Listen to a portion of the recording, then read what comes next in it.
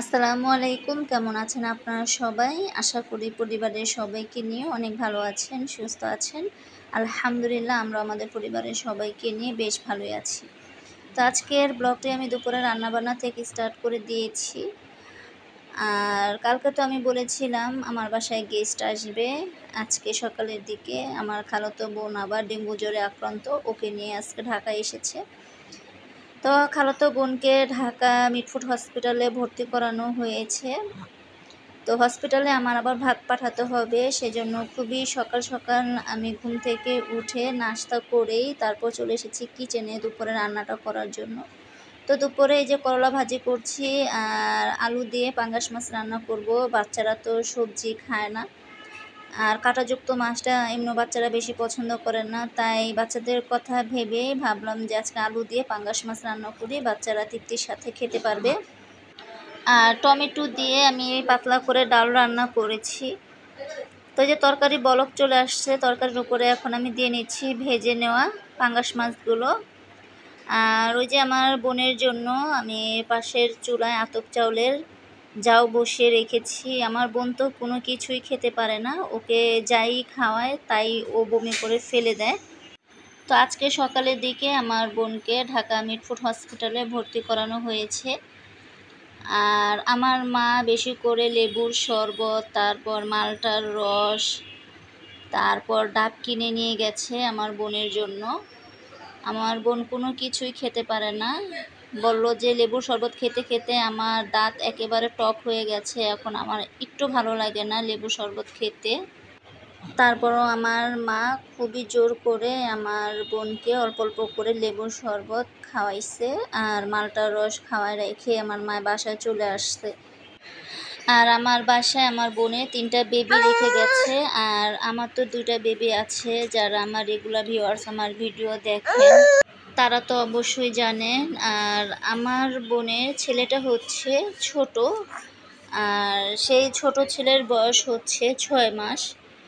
তো আমার বোনের ছোট বাচ্চাটা প্রচণ্ড কান্নাকাটি করছে, কারো কোলেই থাকতে চাচ্ছে না। আমরা সবাই তো ওকে কোলে নিচ্ছি, কিন্তু ও প্রচণ্ড বিরক্ত করছে। ওর শরীরটাও বেশি ভালো না, কারণ 4-5 দিন ধরে ওর মাও কিন্তু ডেঙ্গু জ্বরে আক্রান্ত, আর ও কিন্তু 4-5 দিন ধরে প্রচণ্ড অসুস্থ। তো ওর আম্মুর যখন ডেঙ্গু জ্বর হয়েছিল তখন তো ওরা জানতো না। বাবু তো ওর আম্মুর বুকের দুধ খেয়েছে, বুকের দুধ খাওয়ার পর থেকে বাবুটাও অনেক অসুস্থ। বাবুর শরীরে এখন প্রচণ্ড জ্বর আর বাবুর পাতলা পায়খানা হয়ে গেছে। বাবুও দেখি এখন বমি করে। তো বিকেলের দিকে আমার মা আবার আমার বোনের ছেলেকে ডক্টরের কাছে নিয়ে গেছে, ডক্টর দেখিয়ে ওষুধ নিয়ে আসছে।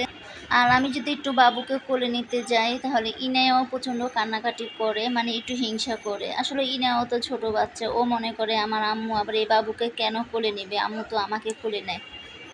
আসলে পৃথিবীতে মায়ের মতো আদর ভালোবাসা ফুপু খালা কেউ দিতে পারবে না। মা তো মাই বলেন, মার কোনো তুলনা হয়?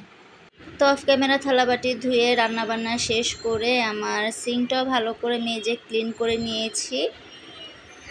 আর ইনায়া এবং আমার বোনের ছেলেকে আমি গোসল করিয়ে দিয়েছি। ওদেরকে গোসল করিয়ে তারপরে তো আমার ঘরে যে মশুরিটা টানাই খাটে, সেই মশুরিটা প্রচণ্ড ময়লা হয়ে গিয়েছিল, মশুরির ভিতর দিয়ে একটু বাতাস ঢুকছিল না। তাই ভাবলাম হালকা কুসুম গরম পানি দিয়ে মশুরিটা ভিজিয়ে রাখি।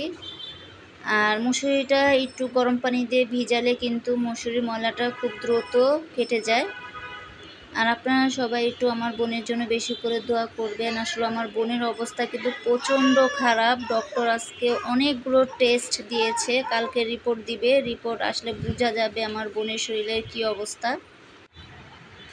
আর আপনাদের কাছে আমার একটাই অনুরোধ, আপনারা দয়া করে আমার পুরো ভিডিওটি দেখবেন, কোথাও একটু স্কিপ করে দেখবেন না। ইনশাল্লাহ দেখতে দেখতে কোনো অংশ আপনাদের কাছে ভালো লেগে যাবে। আর আমার ভিডিওটি যদি আপনাদের কাছে ভালো লেগে যায় তাহলে please like, comment, share and subscribe করে দিবেন এবং পাশে থাকা ছোট্ট বেল বাটনটি প্রেস করে রাখবেন। এতে করে দেখা যায় যখনই আমি কোনো নতুন ভিডিও আপলোড করব নোটিফিকেশন চলে যাবে সবার আগে আপনাদের কাছে।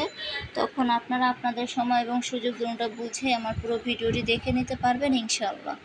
তারপরে যে মশুরি ধুয়ে আমি একেবারে গোসল করে বের হয়েছি। এখন আমি মশুরিটা এই যে বারান্দায় একটু শুকাতে দিচ্ছি। আর ওই যে দেখুন গাছে কৃষ্ণচূড়া ফুল ফুটেছে। ফুল কে কে ভালোবাসেন অবশ্যই কমেন্ট করে জানাবেন। আমি তো যে কোনো ফুলই ভীষণ ভালোবাসি, কারণ আমি ফুলের পূজারী। ফুল দেখতে ভীষণ ভালো লাগে এবং ফুলের ঘ্রাণ নিতে আমার ভীষণ ভালো লাগে। তো এই যে হসপিটালে ভাত পাঠানো হবে, টিফিন ক্যারিয়ারে ভাত ভরে রেখেছি। আমার খালা এসেছে, আমার খালা ভাত খেয়ে তারপর বোনের হাজব্যান্ডের জন্য ভাত নিয়ে যাবে। আর এই যে দেখুন বাবুকে কোলে নিয়েছি। ইনায়া দেখে ইনায়াও কোলে বসবে। ও সারাদিনই এমন করছে জানেন না, যখনই দেখে আমি বাবুকে কোলে নিই ও বাবুকে কোলে নিতে দিবে না, ও কি করে আমার কোলে উঠে বসে থাকে।